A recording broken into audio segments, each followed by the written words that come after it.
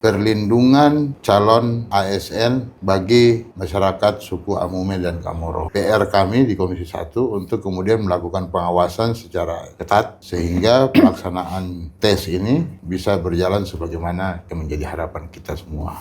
DPRK ini berjalan pada 3 fungsi, yaitu legislasi, anggaran, dan juga pengawasan. Dan TAPEM akan melihat kelayakan apakah kampung atau distrik yang diusulkan itu layak atau tidak untuk kemudian dimekarkan. Kelayakan Mimika untuk kemudian selanjutnya dimekarkan. Apakah itu menjadi kota madya ataupun kabupaten baru. Iya, jumpa kembali. Tentunya masih bersama saya Vera Halik dalam Nemangkawi Post Podcast. Dan kita masih bersama dengan Ketua Komisi 1 DPRK Mimika, Kakak Akbar. Kita orang lanjut lagi. Ya. Terima kasih untuk kesempatannya. Masih tetap akan berbagi nih. Siap. Untuk Nung yang ada di rumah. Ya. Dan pastinya dorang masih ingin tahu pencapaian-pencapaian. Terutama berkaitan dengan Kakak Bidang di Komisi 1 DPRK Mimika, bidang hukum dan pemerintahan ya? Ya. Siap. Baik, silahkan Kakak, langsung saja. Baik, jadi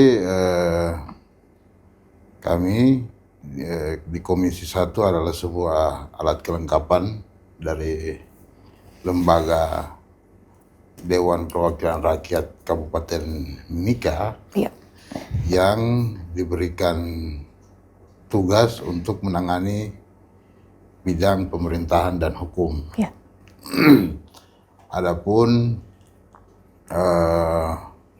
bidang pemerintahan dan hukum ini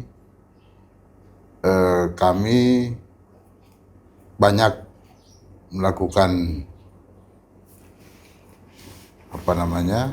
semacam rapat dengar pendapat, hearing, pengawasan, yang dimana kami berangkat pada 3 fungsi DPR Kabupaten Mimika.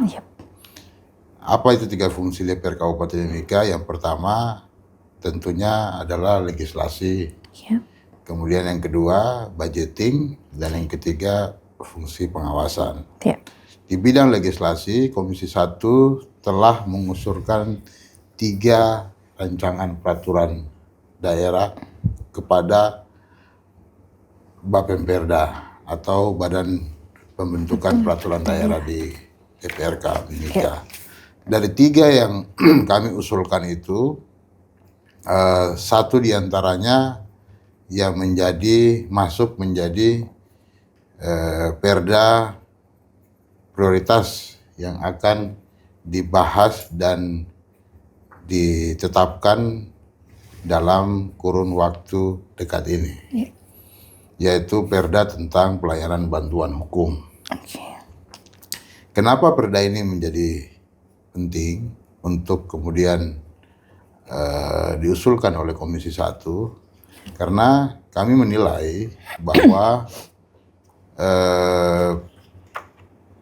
masyarakat Kabupaten Mimika masih jauh dari akses peradilan, masih jauh dari akses bagaimana bisa mendapatkan keadilan di dalam bidang penegakan hukum. Oleh karenanya, di sisi lain, kantor-kantor hukum yang ada di Kabupaten Mimika ini juga dalam menangani perkara tentunya memiliki semacam standar tersendiri untuk kemudian bisa melayani masyarakat. Nah, oleh karenanya kami menilai bahwa ke depan perlu adanya lembaga-lembaga bantuan hukum yang secara spesifik bekerja untuk membantu masyarakat dalam bidang pelayanan bantuan hukum. Oleh karenanya kami mendorong melalui perda ini agar supaya Pemda menyiapkan anggaran yang memadai bagi lembaga-lembaga bantuan hukum ini sehingga bisa membantu masyarakat dalam mencari akses keadilan bagi masyarakat. Itu salah satu perda yang kemudian kita usulkan. Oke.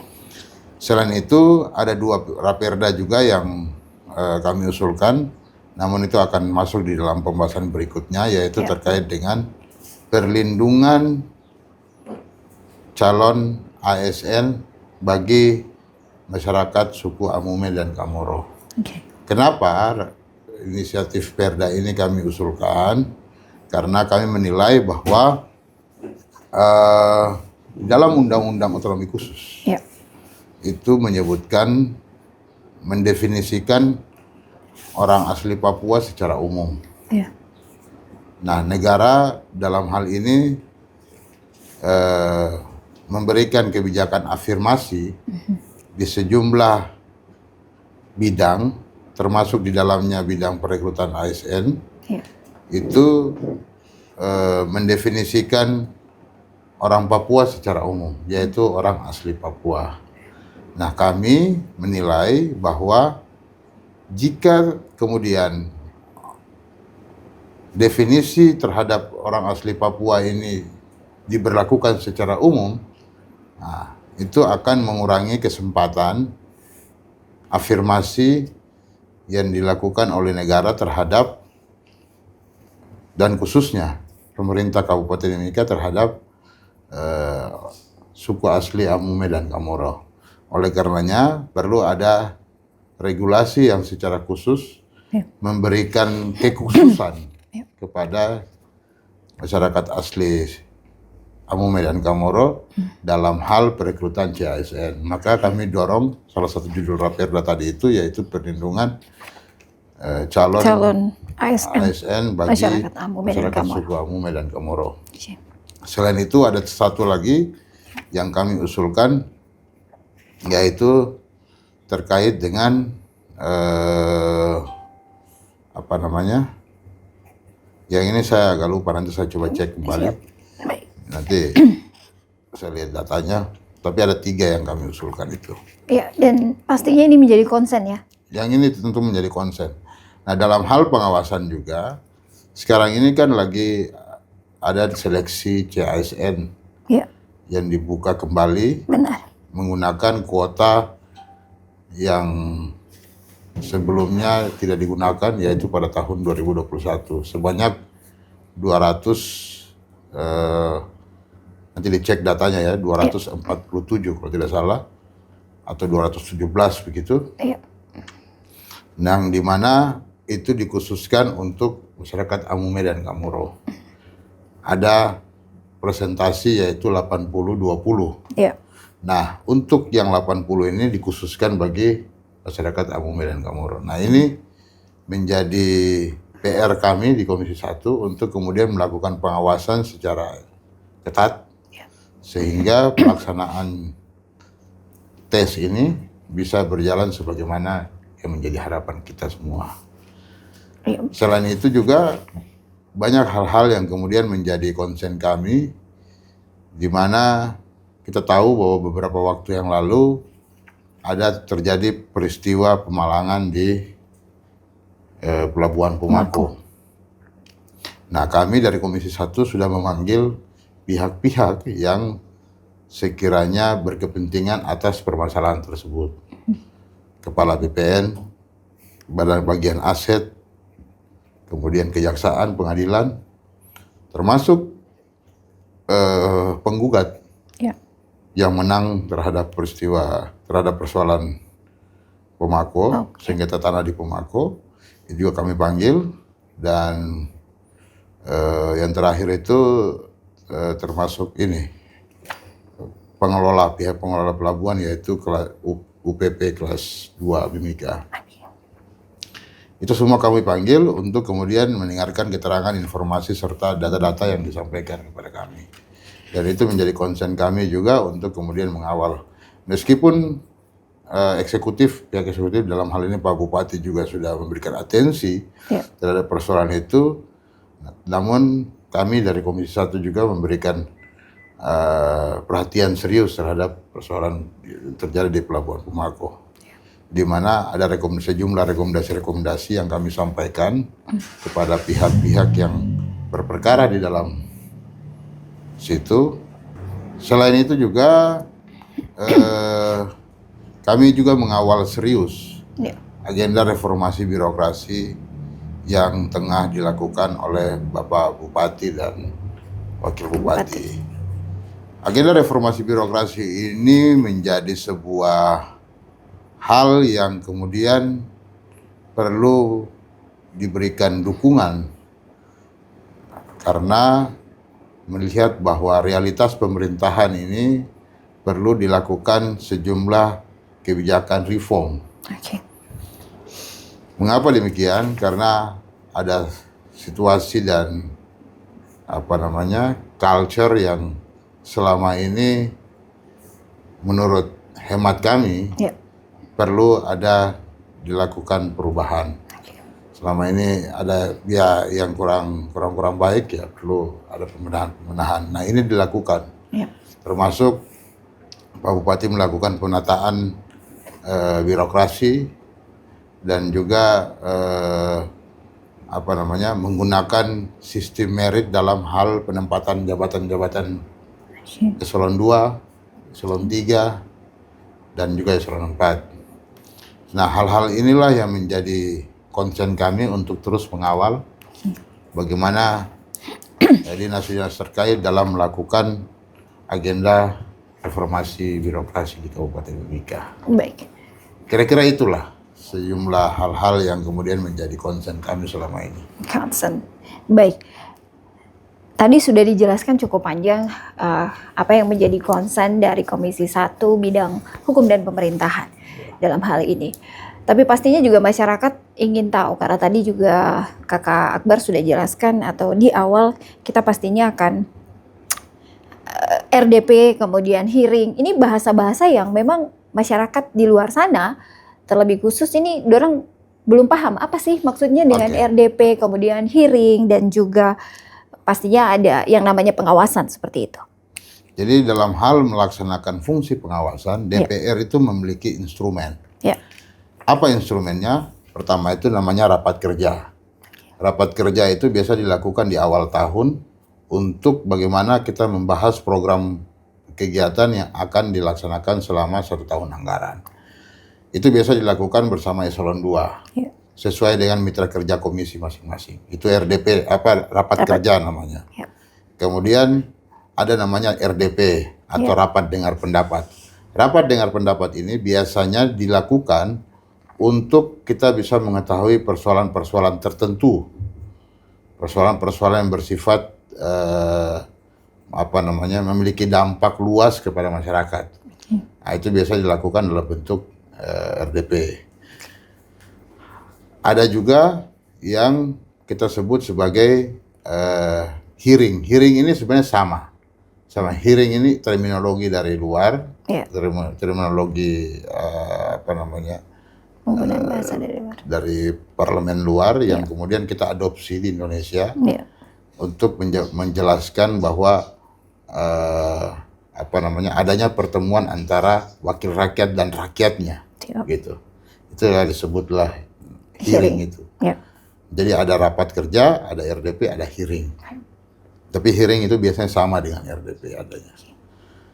Yang membedakan biasanya ada rapat yang kita yang memanggil, kita yang mengundang, ada rapat yang kemudian masyarakat mengirim surat untuk bertemu dengan wakil rakyat di setiap komisi-komisi. Baik. Kira seperti itu. Baik.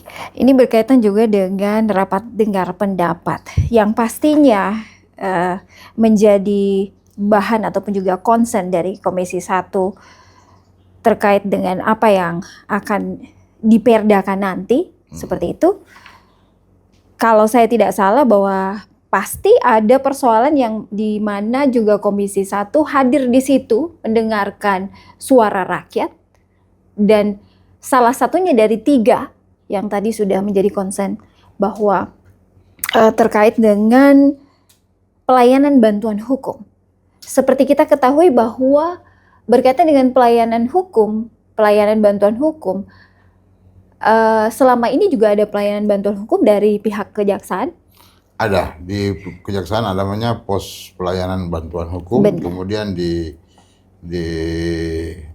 apa namanya di pengadilan, Pengadilan juga juga ada, ada. namanya pos bakum, Iya. pos bantuan hukum, Iya. termasuk di pengadilan agama juga ada. Iya. Jadi selama ini ada, cuman kan dukungan anggarannya sangat minim. Oke. Nah, kita perlu selain 3 tadi yang kita sebutkan, Iya. ya dari advokat-advokat ini, para pengacara-pengacara ini juga Iya. bisa membuat program bantuan hukum kepada masyarakat, sehingga masyarakat bisa mendapatkan akses keadilan. Baik. Selama ini apakah berkaitan dengan kalaupun juga advokat ingin ada seperti tadi dukungan juga, pastinya ada kasus-kasus yang memang menurut mereka adalah kasus besar yang memang diperlukan sekali untuk membantu program pelayanan masyarakat. bantuan hukum itu selama ini sudah berjalan, Ya. dilakukan oleh kementerian, tapi di daerah belum.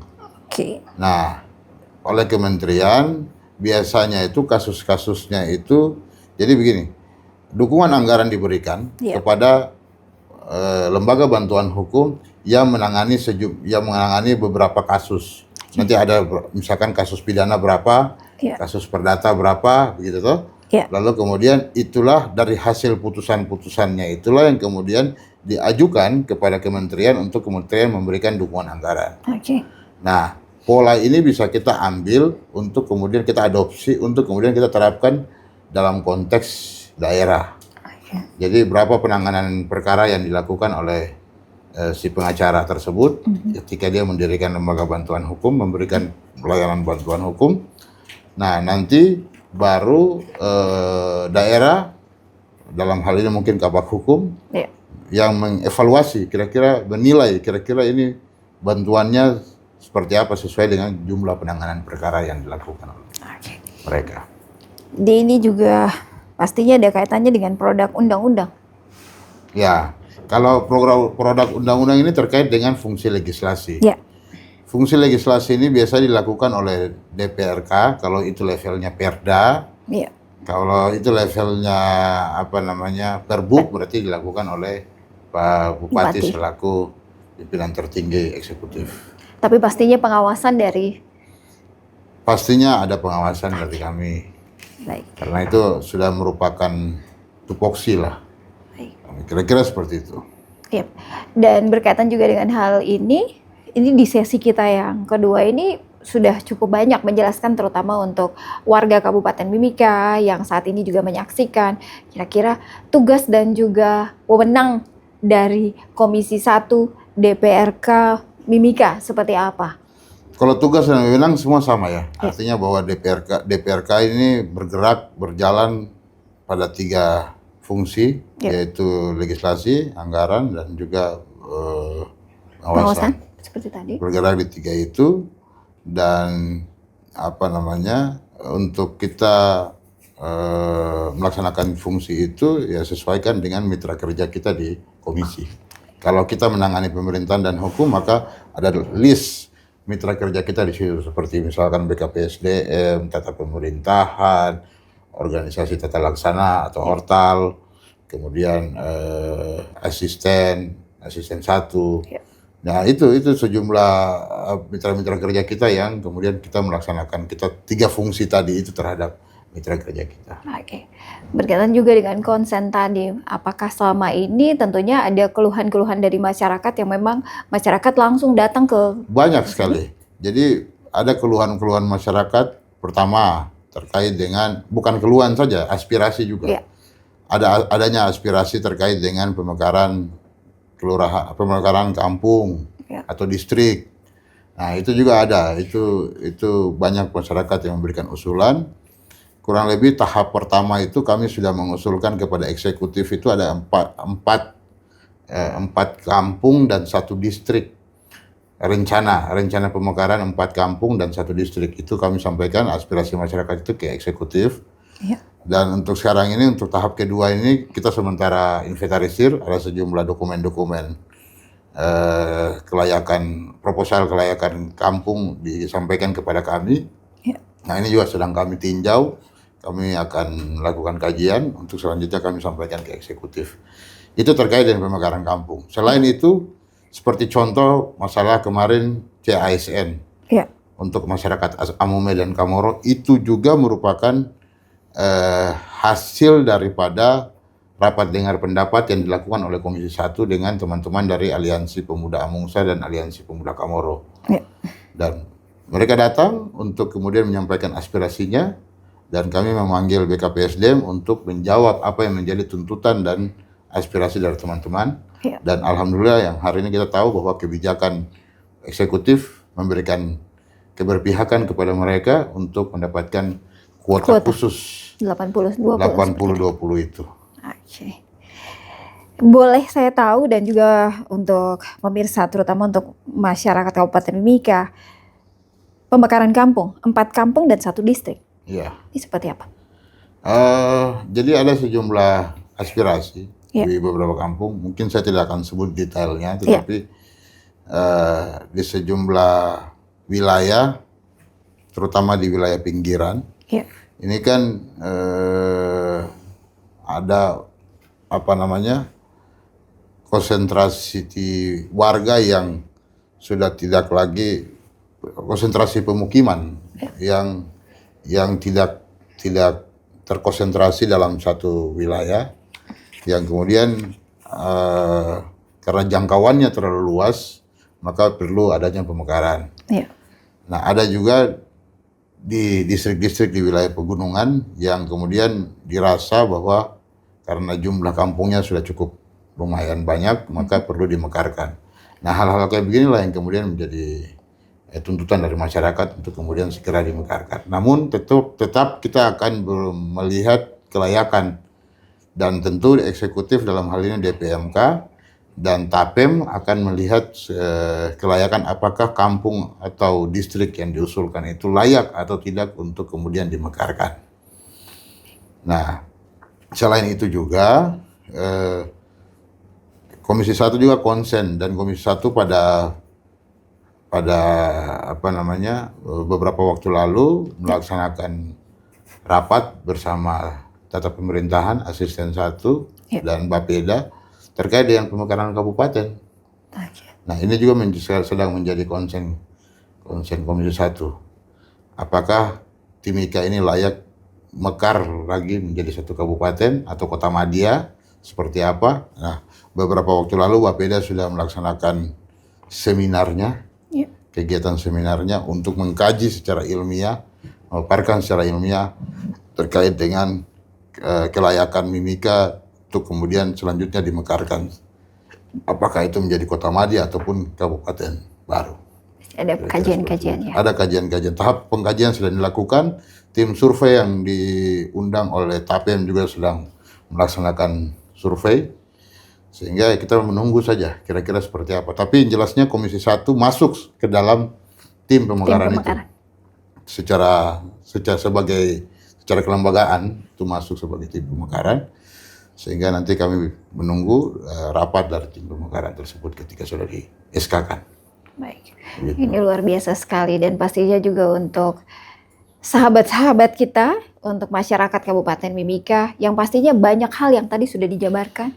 Sebenarnya itu masih sedikit, karena kita baru bergerak kurang lebih efektif baru 7 bulan. Ya, dan pastinya masih banyak hal yang masyarakat juga belum tahu ini. Masyarakat belum tahu, masih banyak hal yang masyarakat inginkan. Benar. Untuk kemudian kita laksanakan, ya kami mohon untuk ya kita sama-sama lah. Ya. Kita sama-sama bagaimana berpikir untuk bagaimana kemajuan Timika ke depan seperti apa. Apa yang bisa kita lakukan ya kita lakukan. Apa yang bisa kita kerjakan dalam waktu dekat ini ya kita kerjakan. Sebisa mungkin sebisa mungkin lah kita kerjakan. Ya. Dan pastinya suara dari masyarakat ini diwakilkan oleh suara DPRK. Suara DPRK dan tentunya suara rakyat itu. Suara DPRK secara kelembagaan. Benar. Gitu. Ya. Dan pastinya juga ada yang ingin disampaikan sebelum kita tutup, dan kita akan lanjut ya di part seperti yang saya sampaikan bahwa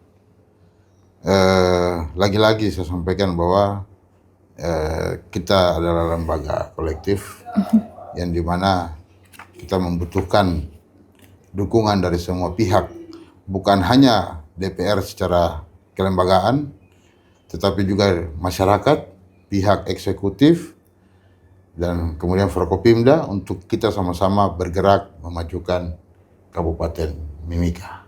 Yap. Terima kasih banyak Siap. untuk waktunya dan pastinya juga untuk warga Kabupaten Mimika. Kita akan lanjut lagi ya.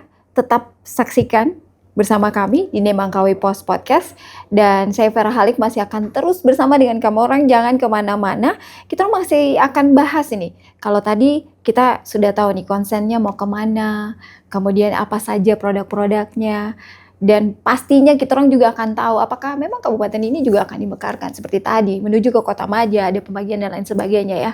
Ini menjadi konsen juga untuk masyarakat Kabupaten Mimika dan perlu masyarakat Kabupaten Mimika ketahui.